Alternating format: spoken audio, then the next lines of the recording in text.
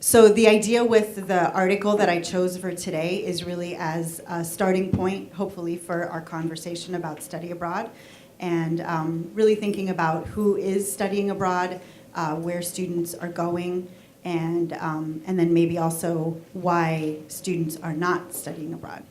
So I'm going to make this a lot more interactive maybe than some of the other roundtables that you have attended. But by a show of hands, can you tell me if you have you studied abroad? And if so, if you can raise your hand. Okay, so we just have a few. Do you mind telling me where you've been?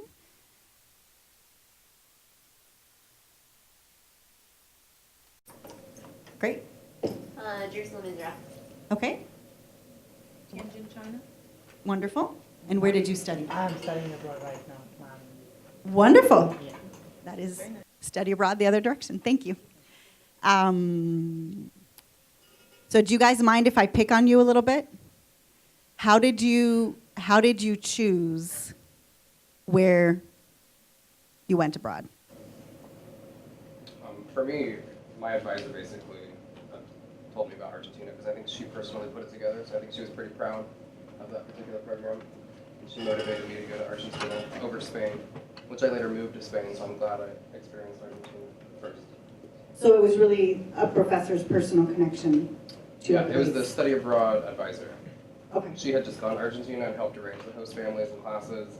So she was like, I have this great new program for you. And that got me moving. Okay. Cool. Do you mind telling us? Yeah, my undergraduate university, it actually had a whole campus there. And they closed it for safety concerns, and then they reopened it, and I jumped right on it because I wanted to be on the first two. Okay, great. And what about you? It was a semester long. It was the cheapest program they had available. They included airfare. Okay. You know what? You got to be honest, and that's one of the things that I kind of want to talk about. So how did you choose to come to FIU? How did?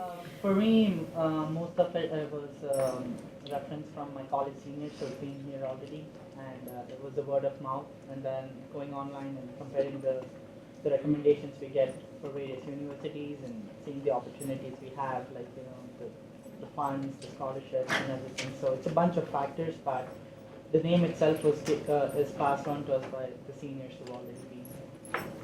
Great. And word of mouth is probably one of the strongest ways that the word about study abroad gets out, because especially I would say when students come back and they want to share their stories and their pictures and more stories and more pictures, and not everybody wants to hear about their experience, but that enthusiasm is contagious and they want to share it with someone. And in our office, we love to hear those stories and we love to see those pictures, so we invite students to come and share those pictures with us.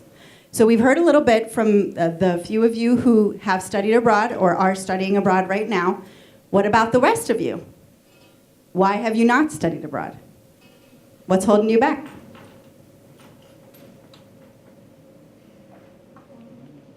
Mm-hmm. Well, there's a lot of stories that I had a couple friends that went to study abroad, and most of them were they went to European countries. One of them went, I think, somewhere in Asia, and ended up getting killed there because apparently they were having different.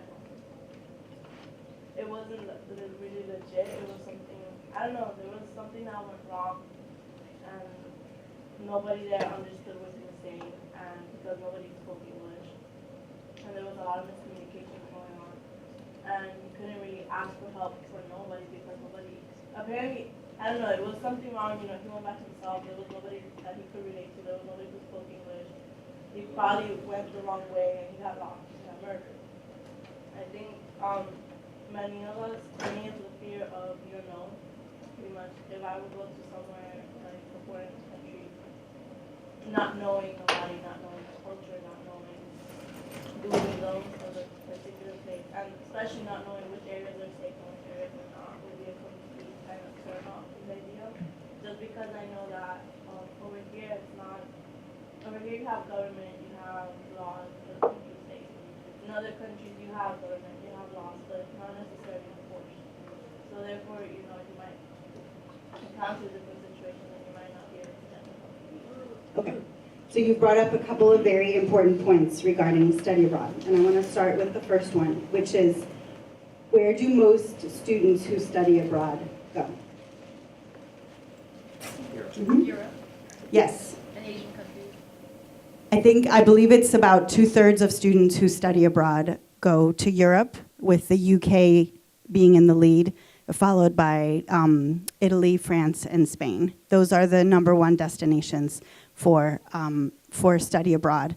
And that is the case, you know, one of the things I want to do a little bit later is talk maybe specifically about FIU, but that is the case here on campus as well. That is where most of our students want to go.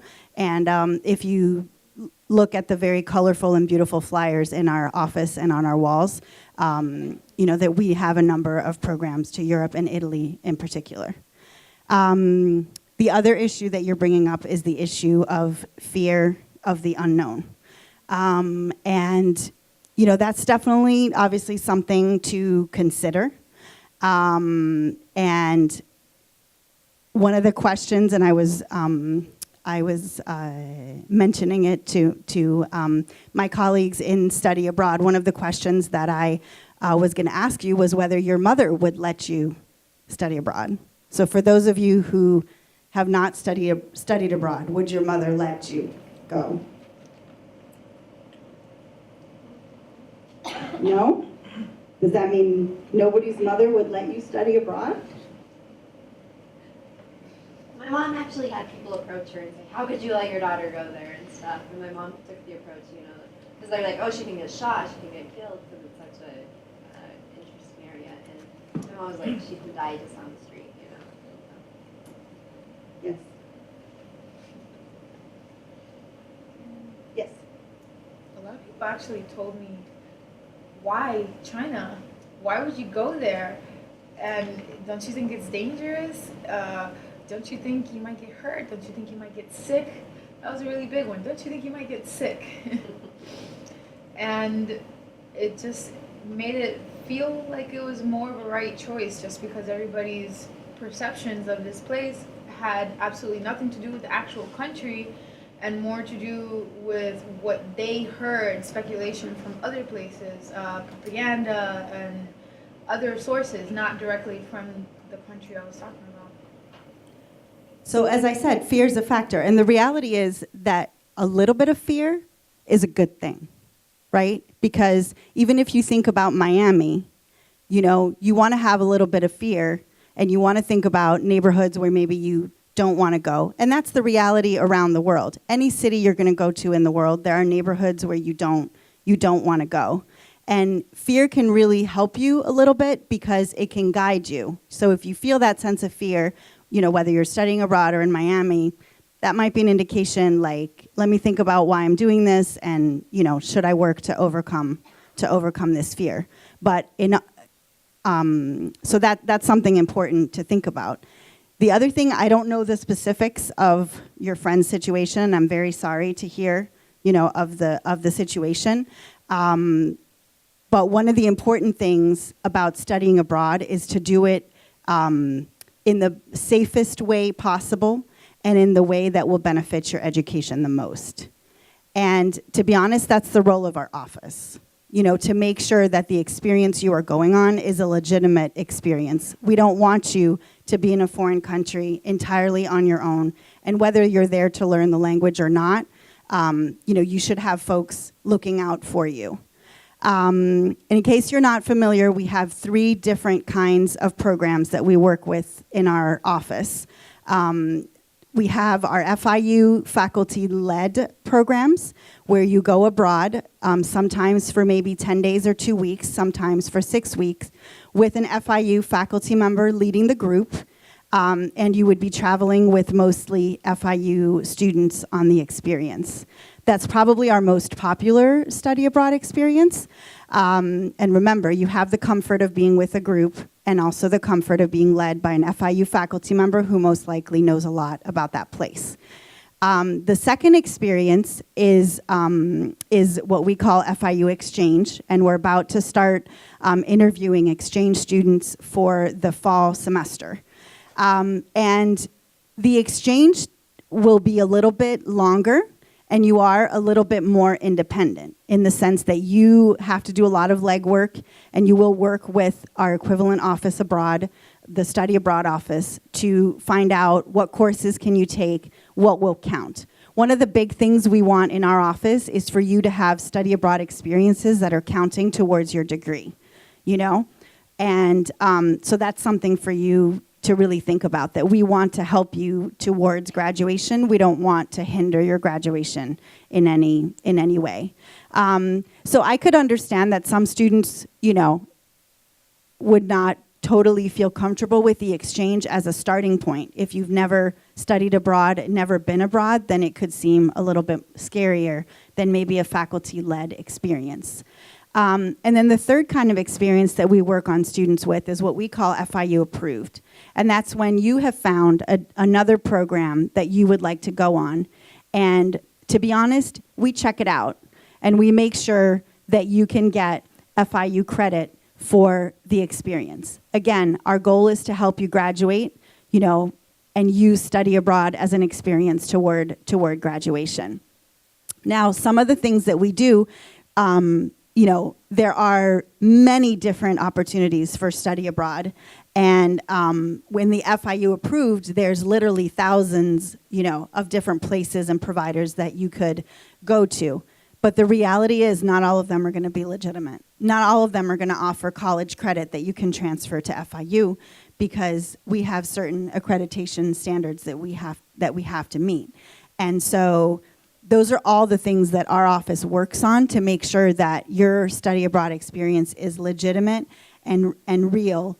And, you know, we will walk you through the process as much as we can. And we will also watch out for your safety along the way. One of the things that we do with every student going abroad through our office is we do what we call pre-departure orientations, where we talk to you about the specific situation in the particular country. And I'll tell you, we have I'll give you one example. We have an exchange student who's in Russia this semester. And just a couple of days before she left, Russia went on travel alert because of the Sochi Olympic Games. So we had the student come back in, and we kind of did an additional security briefing with her to make sure she understood what the concerns were. And we asked her to not go to Sochi because of the security concerns that were stated there. So, you know, there are unfortunately situations that develop while students are abroad, and we work on those situations. But a lot of it is doing the legwork before the experience to make sure that you're going to have the experience that you want to have. Mm-hmm. Quick question. The country relations affect students. For example, one of my friends went to Venezuela for FSU, I think it was.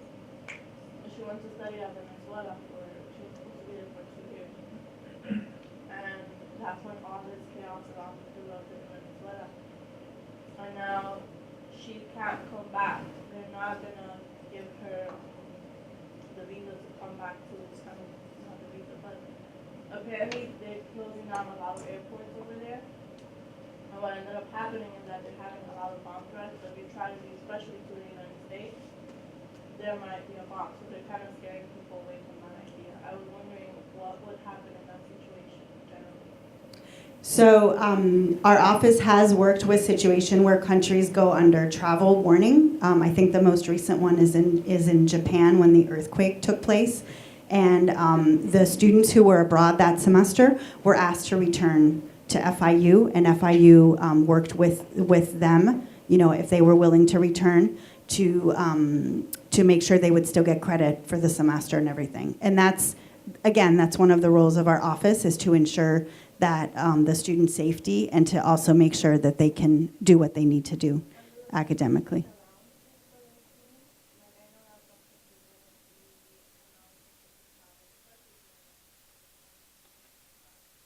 I mean, that's going to be specific situations, you know, and I know the situation in Venezuela is very fluid right now, so it's kind of changing by the day.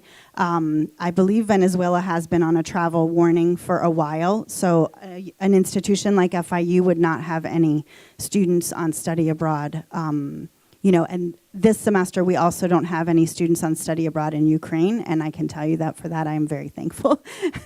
But yes, universities have to make decisions about where students can and cannot go. So for those of you who have not studied abroad, and it seems that many of you, your mother wouldn't let you go, from what I was sensing, are you interested in studying abroad? Like, what would help you study abroad that right now you don't think is there or you don't know about? What are some things that are keeping you from saying, let me explore this as a possibility?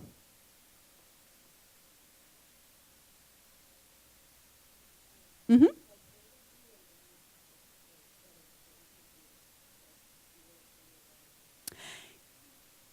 It can really run the gamut, and it's going to depend on the program. But I would say generally it could be 3 to 9 or 12 credits, just depending on the experience, depending on your major, depending on the length of the experience.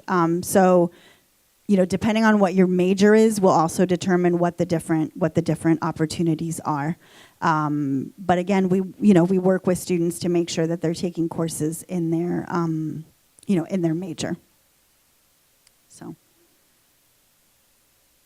what are some other barriers that you have faced or have thought about? Mm-hmm. In the back? Uh-huh. There are opportunities for graduate students. So definitely worth exploring. Yes. Okay. So, and here, this is where I need to make sure my team has me saying the right thing, since I've only been in the position since the last week of November. And the team has been awesome in making sure that I'm not spreading misinformation. And so far, it seems like I'm doing okay. To go on the exchange, you do need, if you wanted to do the student exchange, you do need a 3.0, right? To participate in study abroad in general, you need a 2.75, correct? No? 2.0, okay. 2.0, good academic standing to participate in an FIU faculty-led, 3.0 to participate in the exchange.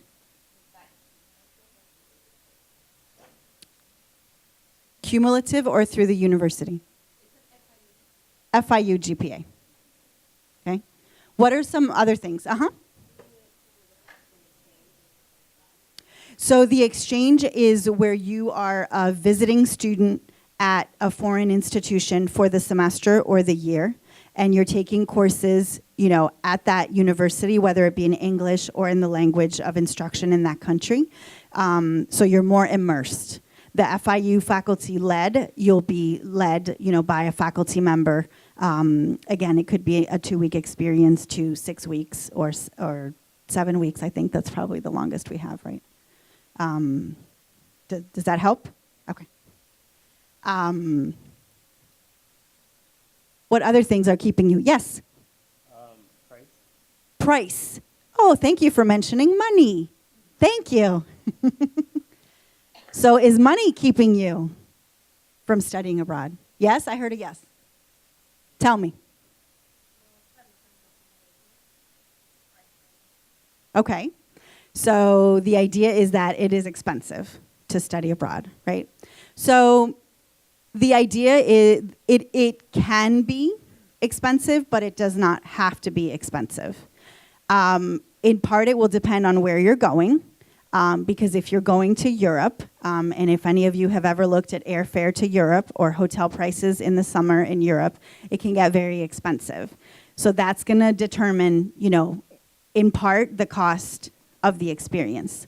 But one of the things we do, and this is with the faculty-led programs, where you're getting FIU, this is direct FIU credit. If you're registering in a study abroad course at FIU, the money that you're paying toward your tuition, which would still be FIU tuition, is actually going to offset the cost of the experience. So that money is going into the budget for the program.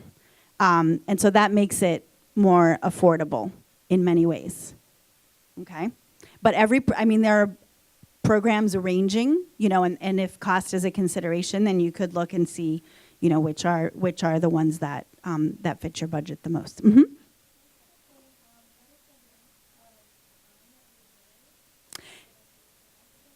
So it depends. We're talking both about FIU faculty-led and then exchange. So the exchange is at least the semester, if not the year. But for the FIU faculty-led could be as short as like 10 days abroad. But then it could also be up to 6 or 7 weeks, depending on the experience. And you had a question as well.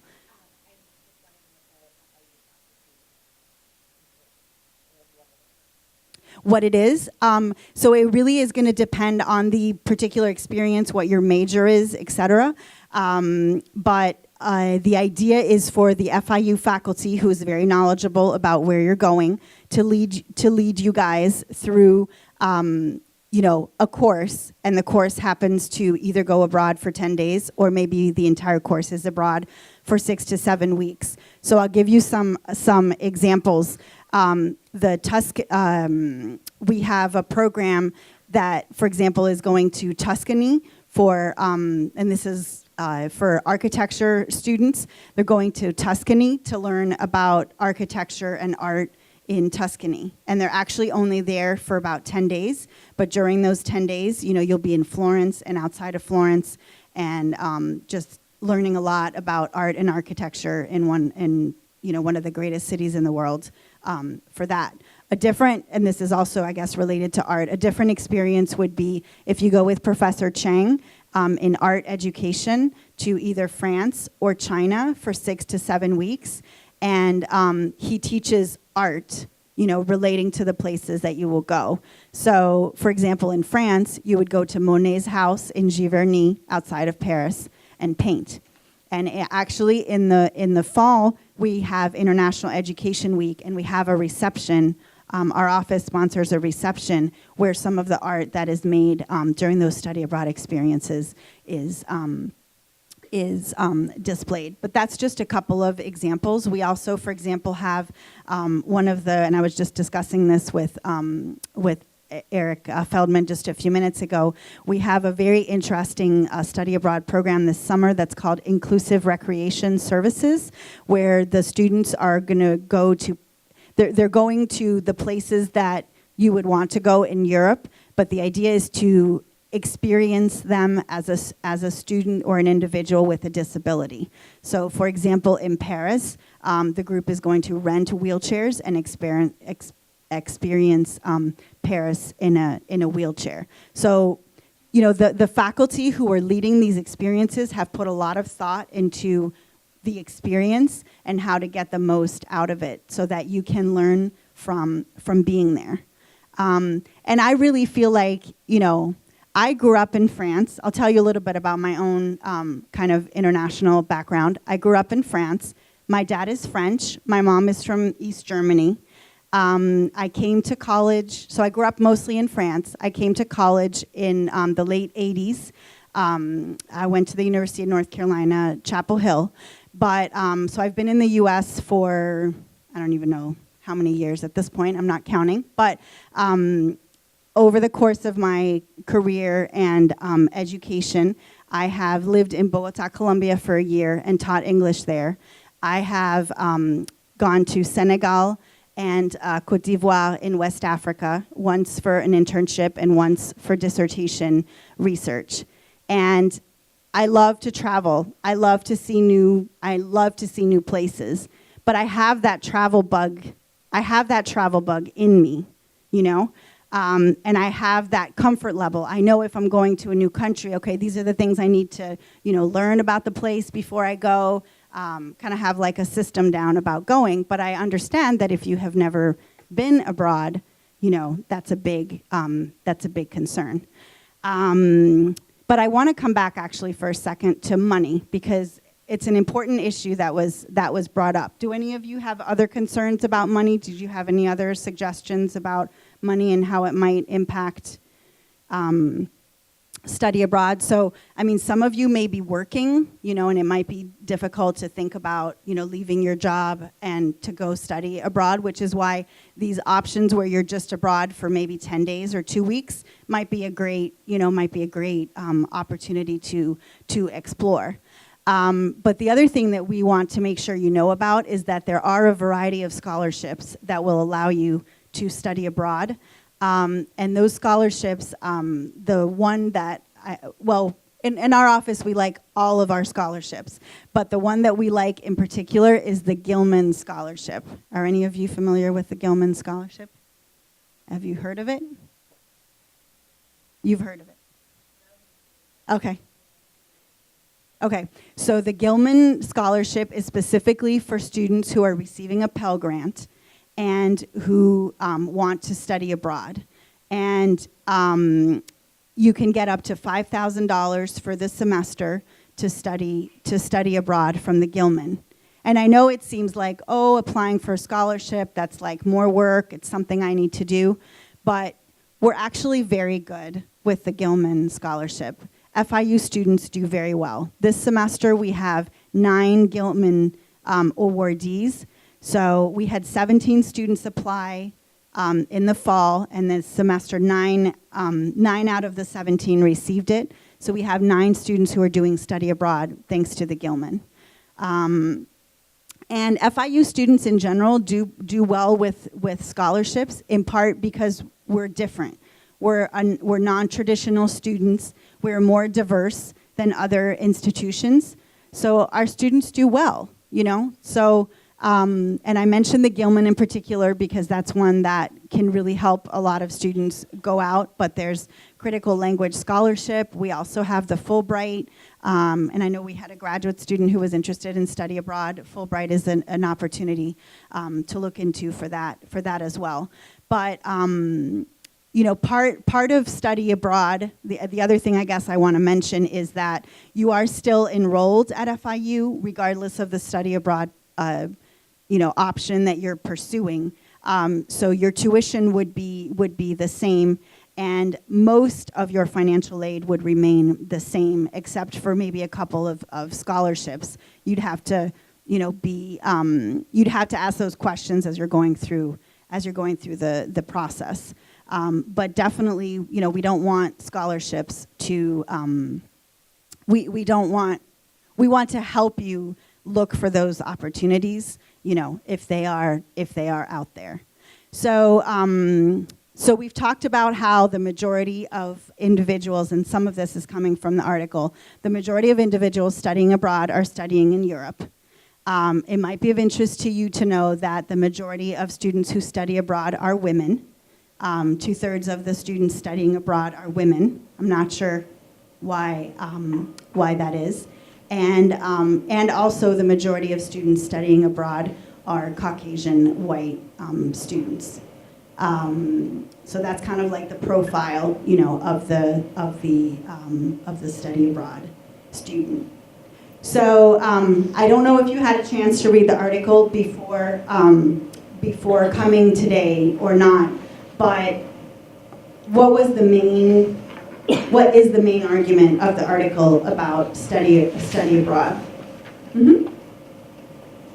What I understand is that it's making an argument that mostly students who don't go to schools in their home state or within their, what was the word they usually said, within 4 counties around their college, Mm-hmm.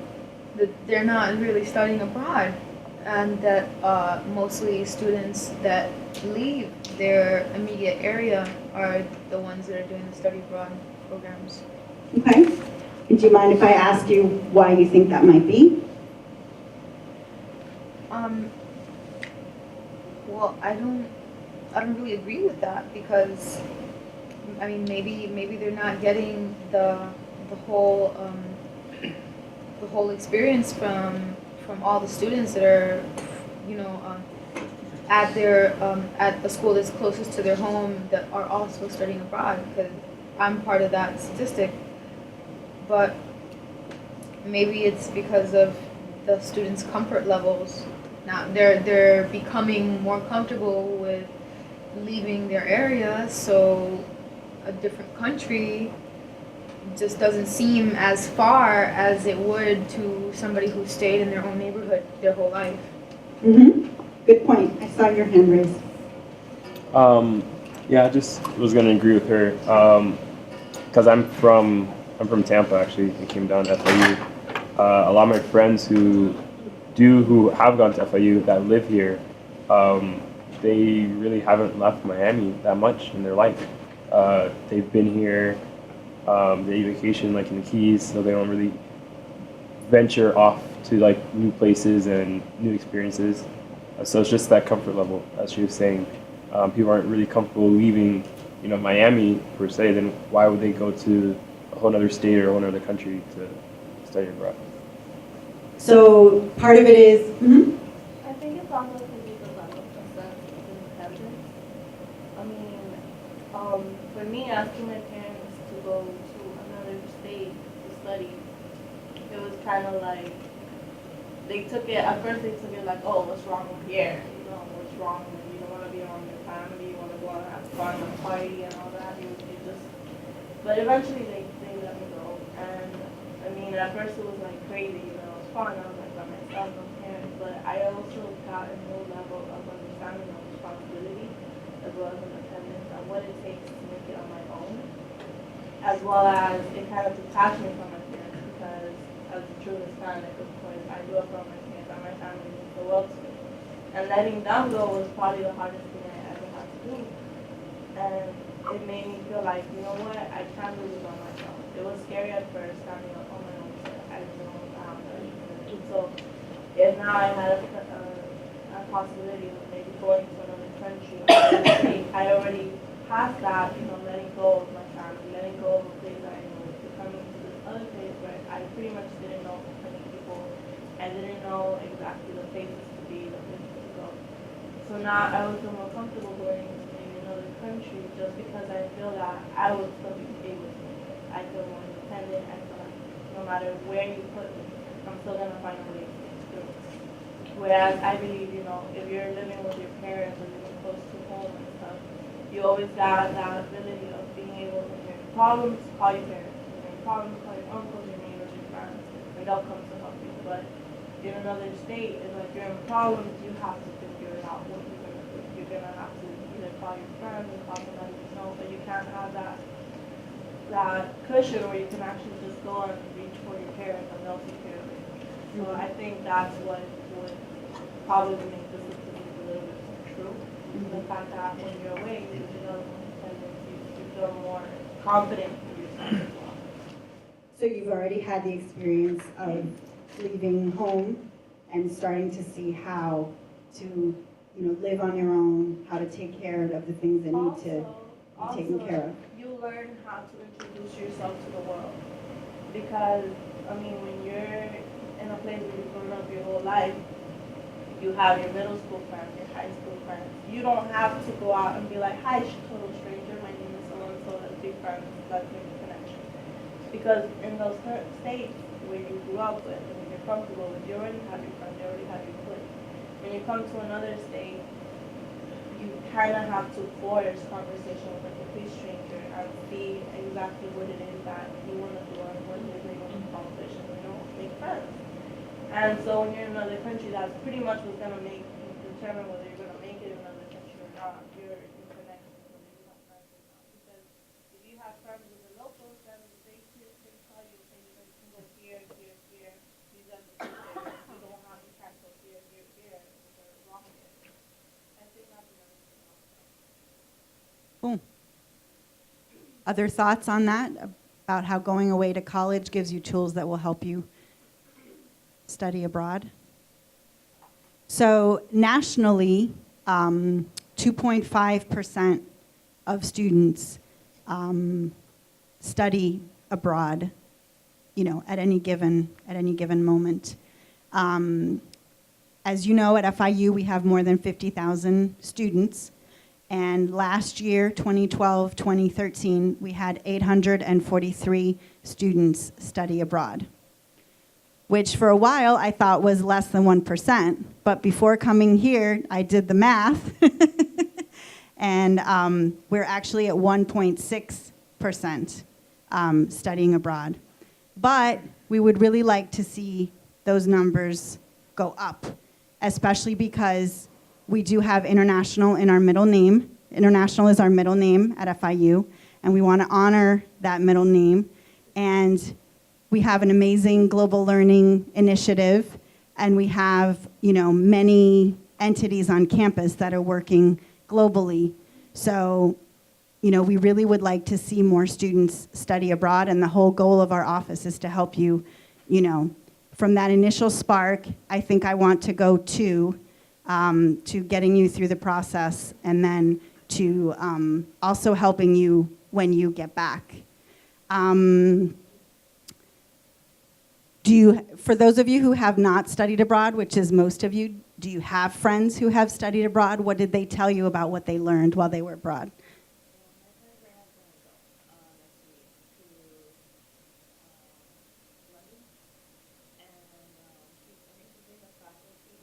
Mm-hmm.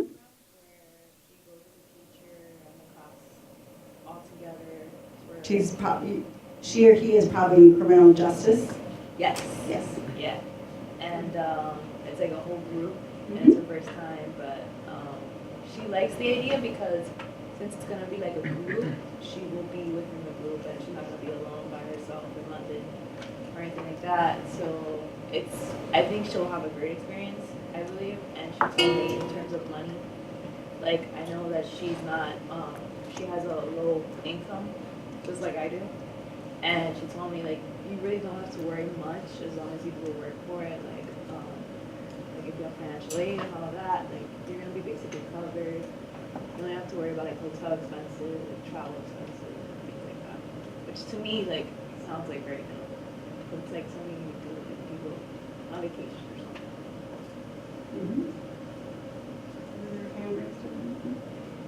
So what did you guys get out of your study abroad experience? Like, if there were 2 or 3 things that you would tell a student, why they should study abroad, or what you learned from your experience, what was it?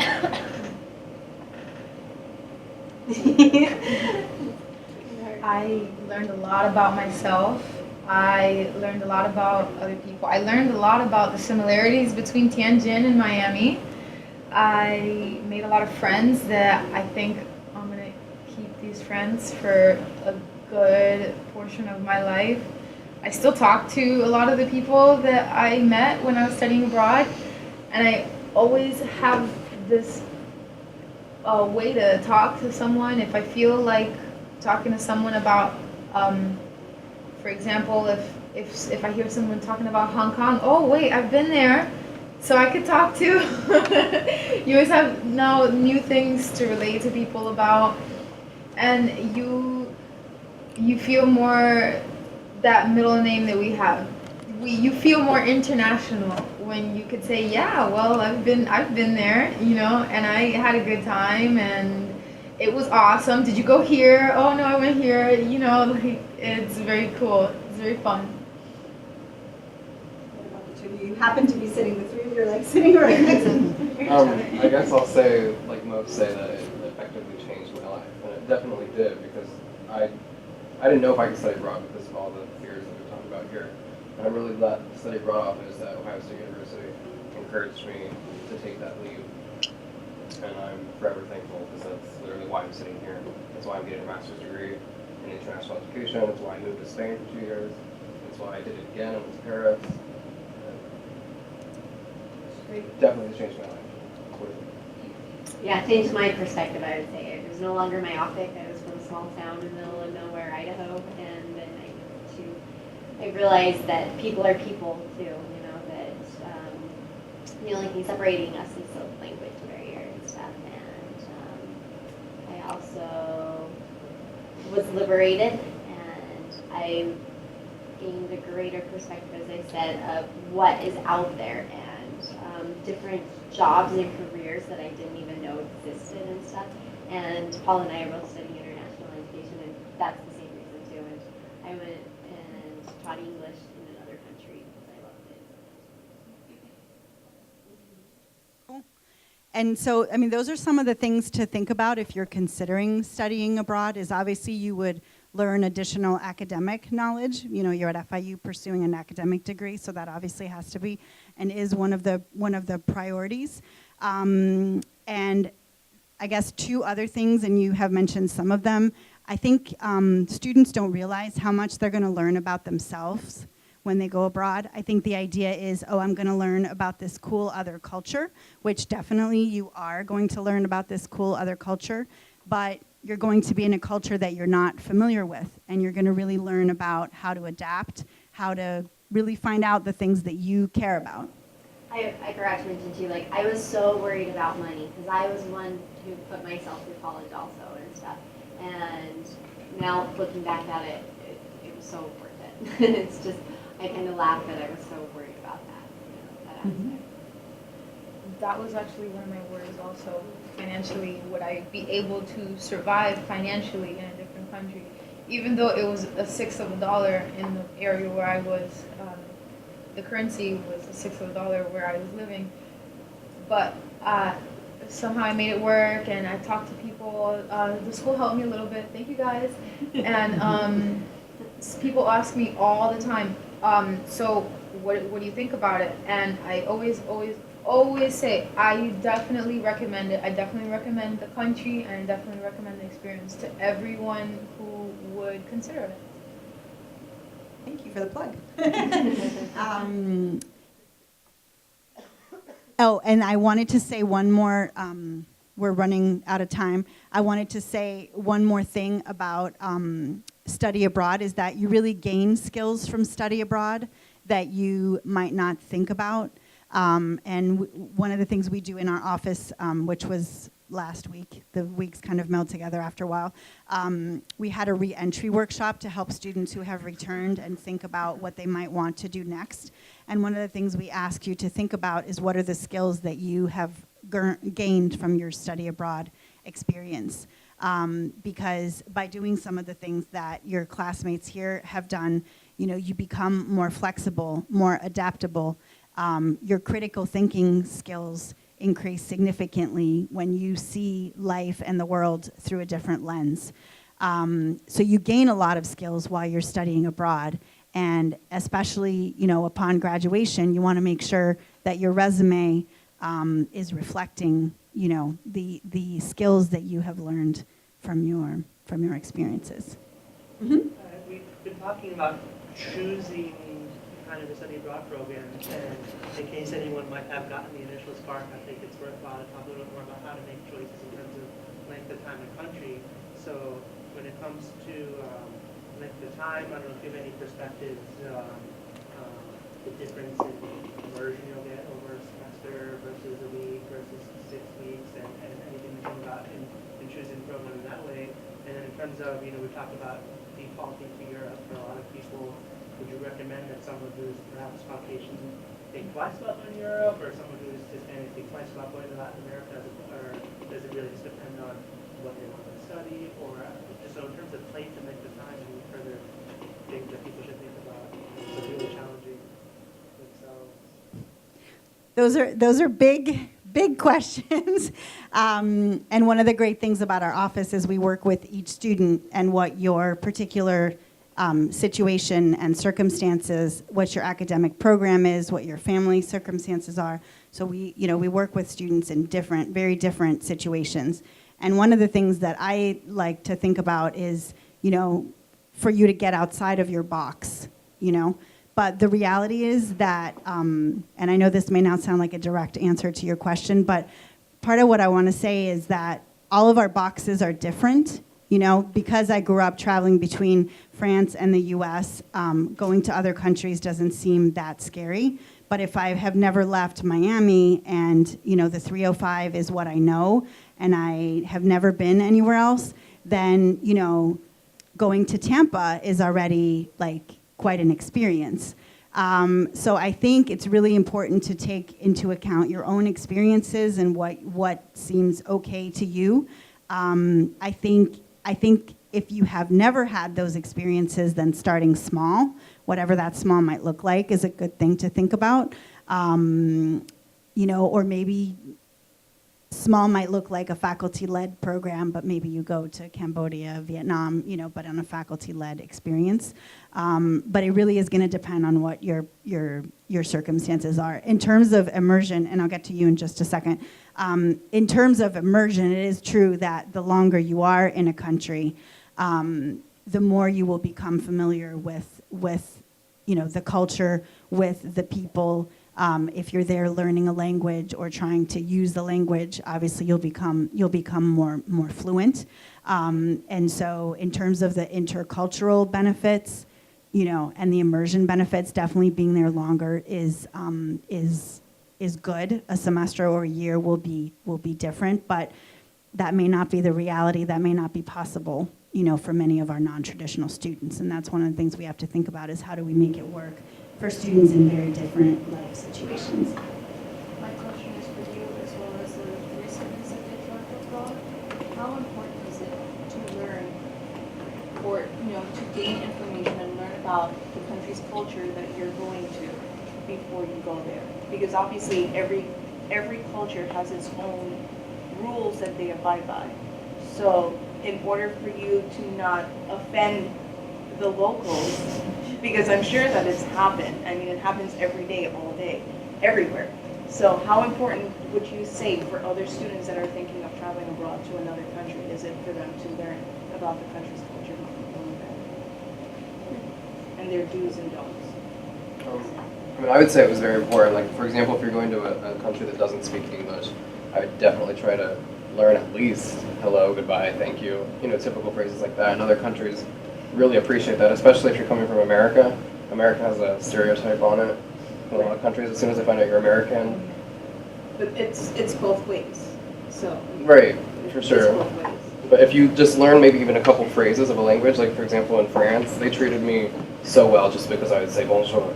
And they just treated me completely differently than my colleague that was also studying abroad that didn't even try to speak French. They would just maybe ignore that. So it makes a big difference. So I think one of the things that I think about is, especially if you're visiting a place that is new to you, you're going to make mistakes, And I can't help but think, I shared with you that I taught English for a year in Bogota, Colombia, and I made the mistake of putting my hand out like this. Can all of you see me? And I was referring to a child who was this tall, okay? And in the US and in France, that's a pretty normal thing to do, right? But that's offensive in Colombia, because if you're putting your hand like this, that means you're speaking about an animal. If you're speaking about a child or a person, you have to put your hand like this. So, how was I going to learn that? I've only been there a few months and I have no idea. And that's just something tiny. That's something tiny, tiny, tiny. But I think part of it is, how do you react? If someone tells you, I'm really sorry, but I have to explain to you, I don't remember if the person explained it to me in English or in Spanish that, that the gesture I was making was inappropriate and was offensive to children. Of course, I immediately apologized and said, I'm so sorry, I did not know that. And so, part of it is just being respectful of those things that you're not going to know about, and to react in a way, that will make people feel like you are respecting their culture and you're learning from it. And to be honest, and I saw some smiles over here, that is something that I have kept with me, my whole life. It's like such a small gesture, but yet it was so significant, Every culture's nuances, the little things are the ones that make a difference, and effective communication. If somebody were more interested in studying abroad, how would they go about making an appointment with a study abroad advisor to find out more exactly what programs work for them? So our office, thank you for allowing me to make a last plug as we wrap it up, but our office is located in PC 113. And I will tell you that the next few days we're going to be very busy because we're interviewing 50 exchange students who would like to go abroad next fall. But if you stop by our office, we can set up an appointment to discuss with you what your options are. But even before the appointment, you can also check out our website, studyabroad.fiu.edu. And if you stop by our office to schedule an appointment, we have a whole wall with flyers of different opportunities and options that exist there. So, we're here to help you. I hope this has been an interesting conversation for you. I also hope that maybe you've learned a little bit more about what our office does. And we hope to see some of you in our office very soon. So